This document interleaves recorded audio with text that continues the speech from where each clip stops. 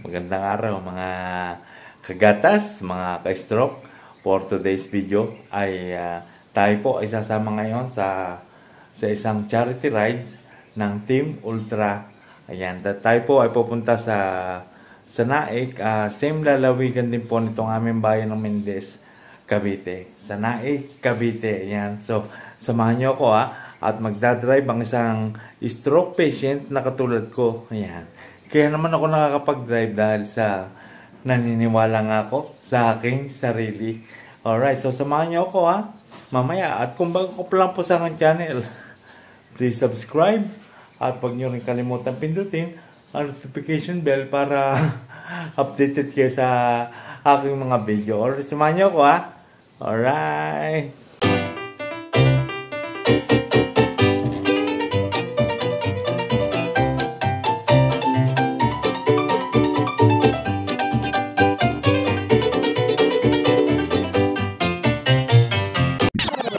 Alright mga kagatas, mga ka-stroke, pupunta na po tayo doon sa ating meeting place kung saan mag-uumpisa ang ating charity rides. Ako po ay isang stroke patient, pero ako po ay kayang-kaya ko rin po mag-drive at ako po ay isang stroke survivor na rin. So samahan nyo ako mga kagatas, mga ka-stroke, kung paano tayo mag-drive at makapagsabayan sa kanila. Let's go! Kagatas, mga ka-stroke, tayo po ay paalis na at magsasalin po tayo ng gas. Tayo po ay magpo-full tank, okay? Siyempre, doon tayo pupunta sa gas station na lagi natin pinagsasalinan.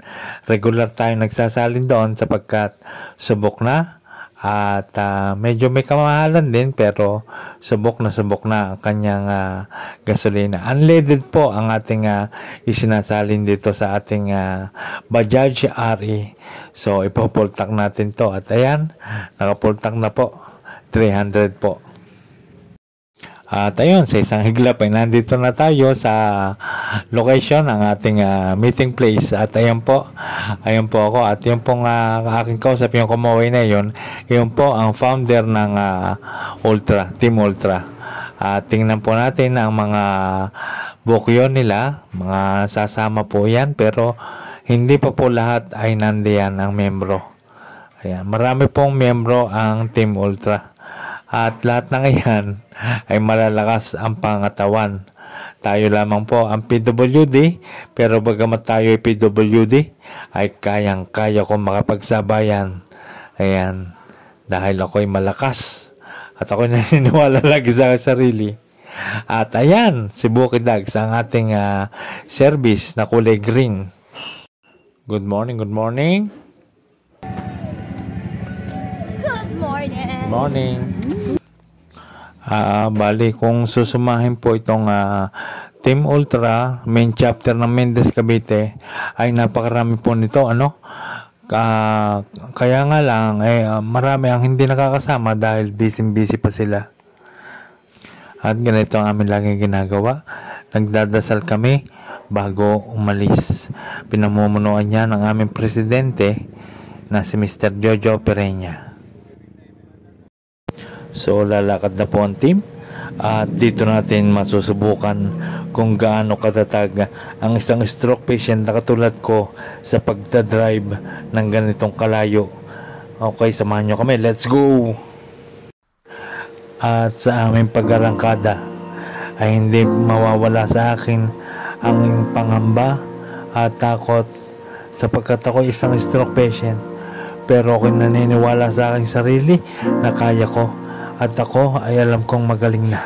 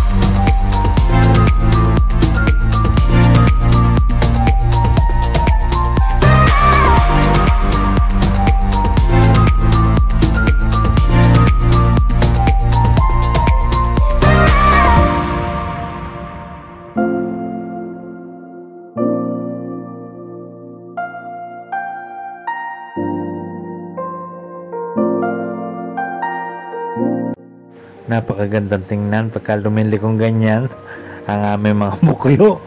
Diba? O, ang ganda. Tsaka maganda silang tingnan pag sama-sama. The more the merrier. Marami pa rin po ang hindi nakasama, pero masaya pa rin dahil nagkakailan din kaming mga kapatiran dito sa Team Ultra na pupunta sa charity at tutulong sa kapwa, kagaya nating PWD at mga cancer patient. Ang kagandahan dito sa aming rides, sa aming charity rides, ay kami ay nag-iintayan. Tumitigil kami pagka mayroong naiiwanan at hinihintay namin para kami ay sabay-sabay pa rin makarating. Kaya naman sa kagaya kong stroke patient ay hindi ako natatakot maiwanan sapagkat ako'y hindi nila iniiwanan at lagi silang nag-iintay. Ganyan sila kabait kasama. Ayan, para silang mga kapatid, kaibigan, kaagapay, parang isang tunay na pamilya. Kaya naman sa kagaya kong PWD ay wala akong pangamba pagkakasama ko sila. Dahil hindi nila ako tinuturing na iba, tinuturing nila akong kapatid at kasama. At nakakasabay na rin ako sa kung gaano man kalayo ang kanilang pupuntahan. Kahit sa pandako ay ng Pilipinas, sasabay ako sapagkat ako'y naniniwala sa aking sarili. Sapagkat alam kong kaya ko. Kung kaya ko, kaya nyo rin mga stroke patient. Magtiwala ka lang sa iyong sarili.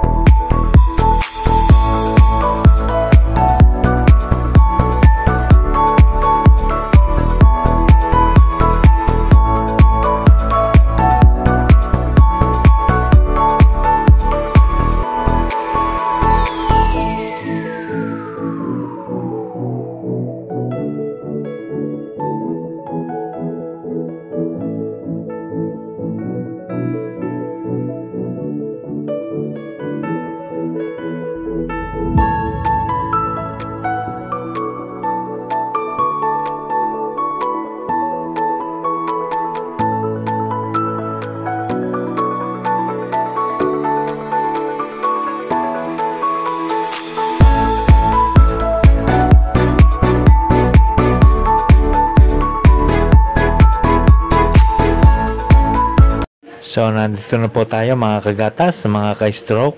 Dito po ito sa Barangay Sabang, Naik, Cavite. Ito po ang aming unang pinuntahan, ang aming charity rides. At magpapaabot po tayo rito ng tulong na tayo po mismo ang mag-aabot sa kanya. Ayan. So, dito po ito sa Barangay Sabang. At ayan po, nakikita nyo po ang iba't ibang klase ng mga riders, iba't ibang chapter ng mga riders. At syempre, pagka nandito na sa location ng charity, ay hindi rin mawawala ang mga pagkain nila. Meron silang pagkain dito at meron din silang mga parapol sa mga riders. Usually, sa tuwing kami may mga charity rides ay ang aming pong grupo ang namumukutangay pong tri-cabs ang dala. Ayan, yung pong Bajaj RE, TBS King. Ayan, parami na rin po ang gumagamit ng TBS King sa aming Team Ultra. Good morning! At syempre, bago mag-umpisa ang programa, kailangan umawit muna ng pambansang awit ng Pilipinas. So panoorin din po natin yung ating tutulungan sa charity ini-interview. Radiation and chemo. Okay. Sa ngayon po ay natapos na yung radiation ko. 25 days session consecutively. Tapos meron po ang tatlong chemo, but dalawa lang po ang chemo na... Naintindihan nyo ba ang sinasabi niya? Ako rin, hindi ko rin naintindihan kasi malabo yung audio eh. Yung Team Ultra, yun, malapit, ganun pala yung sa nila. Sir, ano tata, mga ilang members sa tingin nyo? Lahat-lahat ha? Meron kami almost 300 members sa ibang chapter. Ayun, ang dami. Mas makama kami doon sa Kalamba chapter sa pangmulo ni Roy Guivar at sa kanila Pauts Matincio. Team Ultra, Triangle Brothers Alliance, Main Chapter, mabuhay! Mabuhay. Yan. So, okay na ba yung certificate nila, sir? Ano? Team Ultra. At pagkatapos ng aming charity sa Naik, ay lilipat tayo mula rito sa Naik hanggang Panungyan, Mendez, Cavite. So, let's go!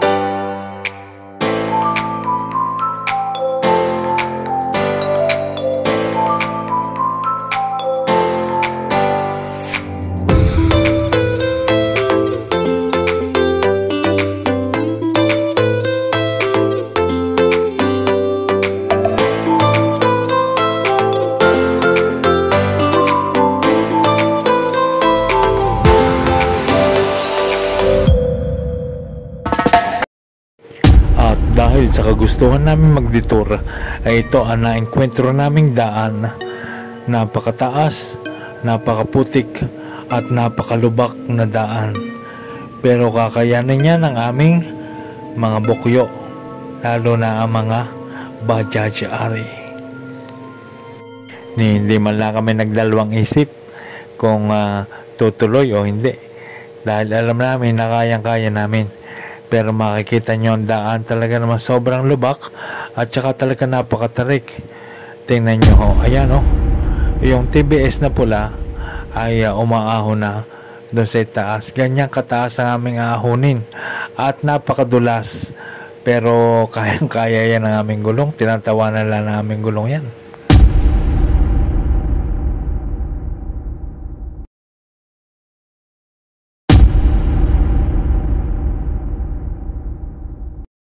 Malubak, maputik, at matarik ang lubak-lubak na daang ito.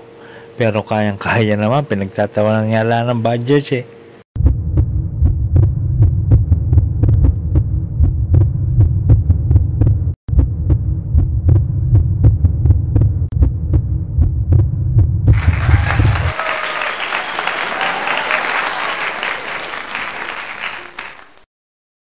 So sa madalit sabi ay nandito na kami sa pangalawang charity events.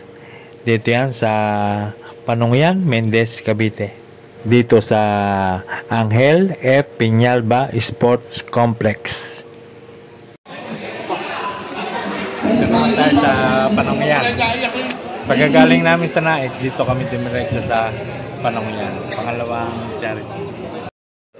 Pagkatapos natin mag-abot ng tulong dito ng sobre at saka pagkakuha ng certificate ay natural, uuwi na tayo.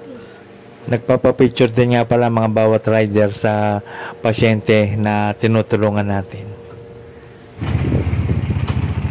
Pauwi na po kami guys. dalawang charity for today's video. Bye!